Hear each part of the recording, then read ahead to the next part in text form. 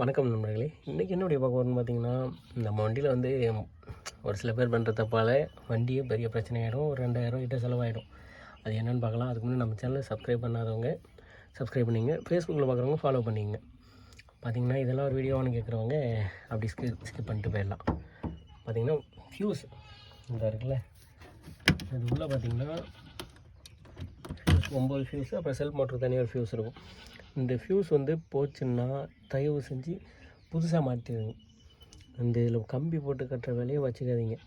Suppose நீங்கள் ஏதாவது இடையில எங்கேயாவது மாட்டிக்கிட்டீங்க, வேறு வழியே இல்லைன்னா கட்டிட்டு அப்போயே கடை தெருவு போனீங்கன்னா கண்டிப்பாக ஃப்யூஸை வந்து புதுசு போட்டுருங்க. ஏன் சொல்கிறேன்னா, எனக்கு தெரிஞ்ச நண்பரோட ஆட்டோ வந்து இதுமாரி பிரச்சனையாக இருந்திருக்கு.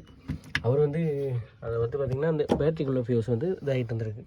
அவர் அப்படியே அசால்ட்டாக வச்சு ஓட்டி அந்த ஒயரு ஃபுல்லாக எரிஞ்சு அவரோட ஒயரிங் செட்டே ஃபுல்லாக மாற்றி ரொம்ப செலவு பண்ணிட்டார். அதனால் ஃப்யூஸ் வந்து போச்சுன்னா கண்டிப்பாக அந்தமாரி இதை பண்ணாதீங்க. நம்ம இதில் பார்த்திங்கன்னா இந்த ஆட்டோ சம்மந்தப்பட்ட வீடியோ நிறைய அப்லோட் பண்ணுறோம். மறக்காமல் ஃபாலோ பண்ணிங்க. தேங்க்யூ ஃபார் வாட்சிங்.